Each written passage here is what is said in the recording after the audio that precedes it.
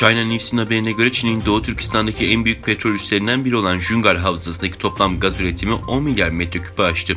Habere göre bu yıl 1 Mart itibariyle tarım petrol sahasında 1,166 milyon ton petrol ve 5,7 milyar metreküp doğal gaz üretileceği ve geçen yılın aynı dönemine göre 530 bin ton petrol ve gaz üretiminin arttığı kaydediliyor. Çinli yetkililer geçen yıl Doğu Türkistan'daki petrol sahalarında petrol ve gaz üretim yapısını güçlendirmek ve 20 milyon tonluk modern ve devasa petrol ve gaz sahasının inşa edilmesi için stratejik hedef belirlendiğini açıkladı.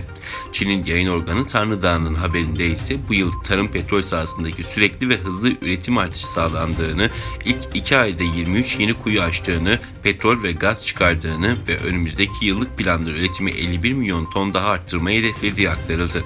Gözlemciler Doğu Türkistan'daki doğal kaynakların tamamını yağmalamaya devam eden Çin hükümetinin bölgede yaşayan Uygur ve diğer Müslüman Türklere açıkça soykırım uygulamakta olduğunu vurgulayarak, bir milletin kaynaklarının yağmalanması ve aktarılmasının da soykırımın önemli bir tezahürü olduğuna işaret etti.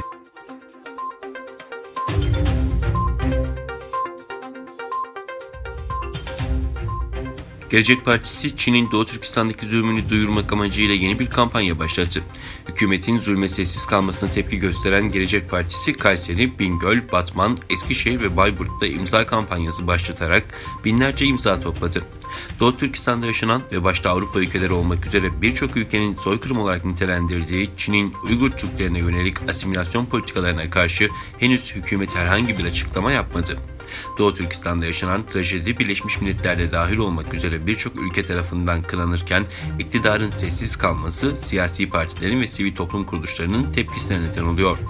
Doğu Türkistan'a destek vermek amacıyla Türkiye'nin 81 ilinde olduğu gibi Kayseri'de de imza kampanyasını başlattıklarını söyleyen Gelecek Partisi yetkilileri, Doğu Türkistan'da Müslümanlara yapılan bu zulmün bitmesi için başta İslam ülkeleri olmak üzere tüm dünya ülkeleri derhal toplanmalı ve Çin devletine etkin yaptırım uygulanması gerektiğini ifade etti.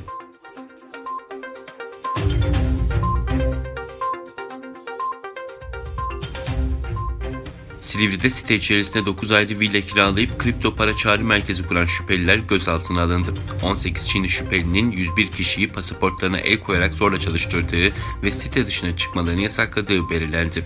Şüphelilerin Çin'de yaşayan yurttaşları sahte kripto para danışmanlığı yaparak dolandırdığı tespit edilirken operasyon anları kameralara yansıdı. 18 Çinli şüpheli Türkiye'de çalışma vaadiyle Çin'den bilgisayar mühendisi ve programcısı olmak üzere 101 kişiyi getirdi. Gelen kişilerin pasaportlarına el koyarak zorla çalıştıran şüpheliler kişilerin sitenin dışına çıkmasını yasakladı. İnternet üzerinden Çin'e kripto para danışmanlığı şeklinde reklam veren şüphelilerin dolandırdıkları kişilere sanal paranızı bize teslim edin, biz 2 katını kazanıp geri size verelim dediği öğrenildi. Gece saatlerinde siteden gizlice çıkarak en yakın polis karakoluna giden 2 çalışan kendilerinin zorla çalıştırıldığını ve site içerisinde onlarca kişinin zorla tutulduğunu söyledi. İhbar üzerine harekete geçen Asayiş Şube Gasp Büro Amirliği ekipleri 30 ekip ve 100 polisle operasyon gerçekleştirdi. Operasyonda villalardan ikisinin yemekhane ve yatakhane olarak kullanıldığı tespit edilirken şüphelilerin çalışanlara aylık 7.000 Çin yeni ödediği belirlendi. Öte yandan operasyonda 1.500.000 lira para, 712 cep telefonu, 112 bilgisayar, 677 sim kart, para sayma makinesi ve çok sayıda hard diske el konuldu. Adliyeye sevk edilen 18 şüpheliden 6'sı çıkarıldıkları adli makamlarca tutuklanarak cezaevine gönderildi.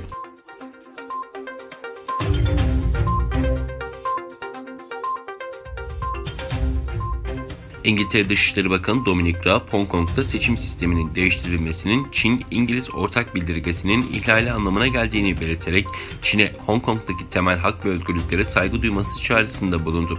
Raab yaptığı yazılı açıklamada Çin'in en üst düzey yasama organı Ulusal Halk Kongresi'nin Hong Kong Özel İdari Bölgesi'ndeki seçim sisteminde reform yapılması yönündeki kararı kabul etmesini değerlendirdi.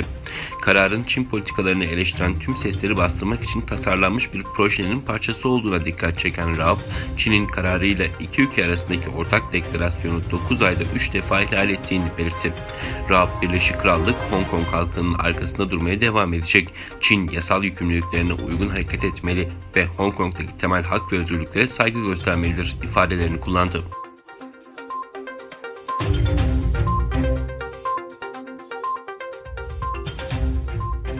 Kazakistan'da Milli Güvenlik Komitesi Sınır Teşkilatı'na ait An-26 tipi uçak iniş sırasında Almatı Havalimanı yakınlarında düştü. Başkent Nur Sultan'dan havalanan uçağın Almatı Havalimanı'na inmeyi planladığı öğrenildi.